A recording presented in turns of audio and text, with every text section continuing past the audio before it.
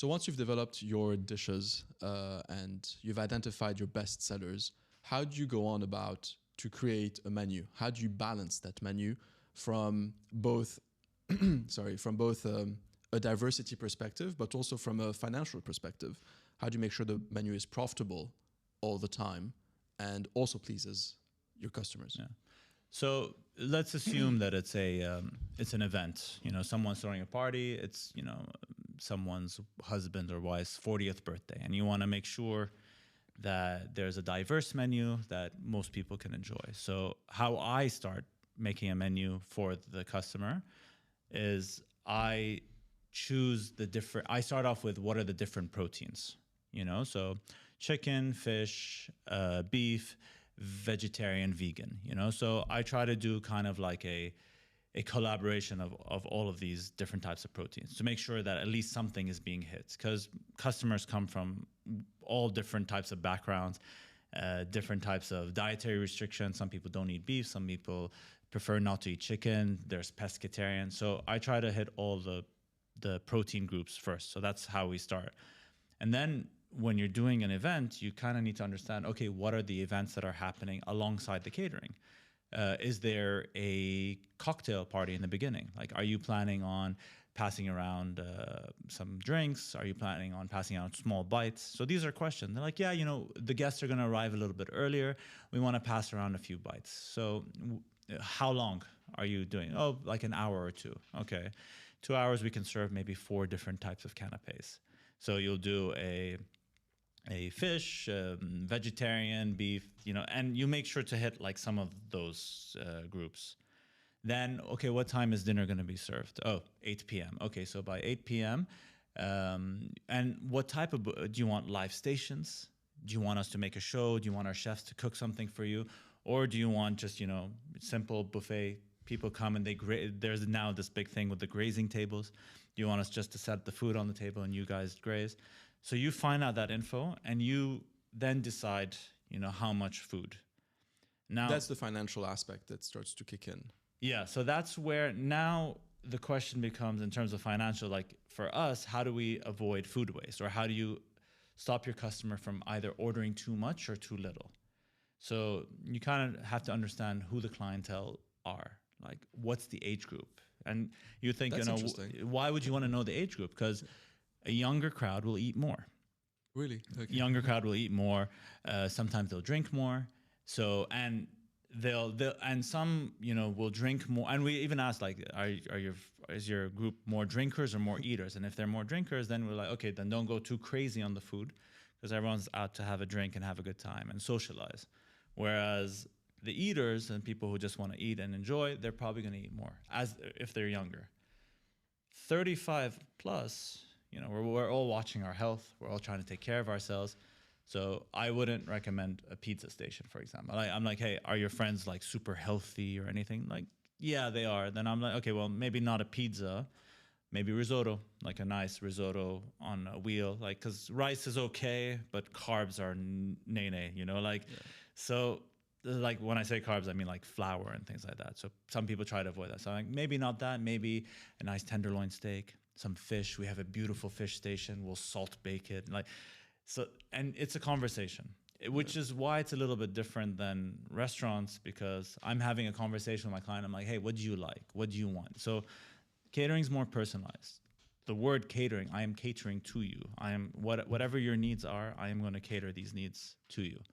So that's where the customer kind of has to be involved as well. And that's where we can showcase how the party is going to look. Where are we going to put the buffet tables? Hey, are you getting a DJ? Is there going to be dancing? Because if there's going to be dancing, then there's only a set period of when people are going to eat. So like for an hour and a half, between 8 and 9:30, everyone's going to eat. Then they're going to continue the party. So then the food's done. You close the buffet, and like people just go and enjoy the rest of the night. Yeah. So it's complicated, and I wish this podcast was longer so I can sit down and really explain to you what it takes to create a menu for a party. Yeah.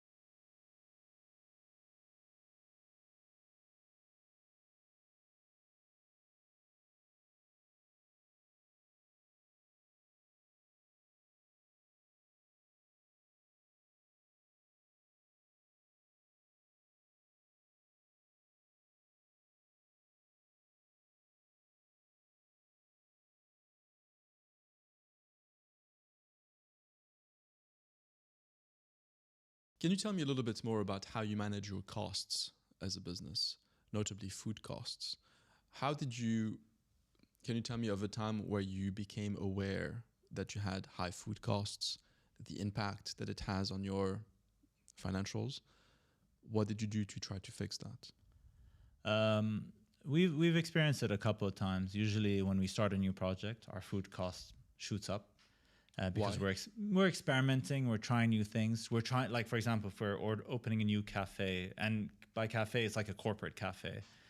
We're trying to understand the customer, and we ask them like who are the people that are coming, where are they from, what kind of food do they like. So you'll start sending products, like let's say for breakfast items, granola, menaish, chia seed puddings, things like that. But then they're not buying it. So your food cost goes up because you're throwing it, because it has a 2-day shelf life. Yeah, it's waste. So in that scenario, yes, our food cost goes up. Another way is, like I said before, it's you're checking on the on what's being thrown in the garbage. It could be as simple as opening the trash every hour or so in the kitchen just to see like what's being thrown. Why are these parsley stalks being thrown in the garbage? Use them. Why are these carrot trimmings? Just make a vegetable stock. Yeah. We use it. We use it for risotto. We use it to make soups. Each corporate has a daily soup. And we don't Maggi cubes and these powders and these unnatural flavoring. We don't like to use that. We don't. And we like to make our own broths, our own stocks. And these are ways how you manage food costs, but also get a better product. And you check your inventory. You have to keep checking and check the system. And like, for example, we went through 60 kilos of beef today or something like that. I'm like, really? Why? But we only sold like about 40 or something. What's going on? So you investigate. Why? What's going on? Oh, this went bad and we threw it away. Okay, why did it go bad? Yeah, we over-ordered. Why did you over-order? So, and then that's where you tighten. It's a business at the end of the day. Like the move as a chef from being a chef to more of a businessman, it was a very painful transition because I was first like managing the business with passion, and I was the main reason why our food cost was so high. I'd be like, this is not a good product, throw it. They'd be like, no, but throw it. This is not the brand that I wanted. I want this brand. And I like the ego, the passion, like, no, we have to do this. And our food costs were through the roof. But then when you become a businessman, it's like, listen, let's stick to these brands. Don't change it. If you want to change it, let's have a vote in the team. Let's make sure that the product is good, or you're going to get the same end result. Yes, okay, this product is cheaper, but is it good? And we had that, like, they switched our ketchup one time from Heinz to another brand. I don't want to hate on a brand, but they switched it to another brand, and our classic burger sauce tasted horrible. And I was like, wait a second, what happened? Like, and I asked one of the chefs, I'm like, can you make it in front of me? I want to see what you're doing. And he just grabs this Mickey Mouse brand and he puts the ketchup inside. I'm like, what is this? And I went to purchase. I'm like, guys, they're like, it's 4 times cheaper. I'm like, yeah, but it's 4 times worse. Mm-hmm. It's not a good tasting ketchup.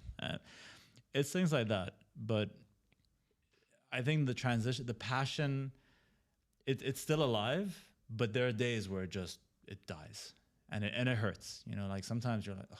Business comes first in these kinds of times. It is, but you never change who you are. Like, we are Pinch, we are a high quality brand. Try not and change, and try and keep that culture alive within everyone. Like don't allow shortcuts. Don't allow a cheaper brand. Oh, they raised the price of Heinz, for example. That's fine. We still use it. Doesn't matter. Unless another great brand comes along, don't change it, and keep that alive.